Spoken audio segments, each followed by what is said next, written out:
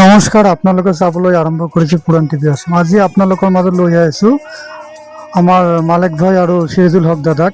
আজি জুবিন দাৰ এখন গীত মন মোৰ ৰচনা, এই গীতখন আজি আমাৰ মালিক ভাই আৰু সিৰাজুল হক দাদাৰ কণ্ঠত আপোনালোকে শুনিবলৈ পাব।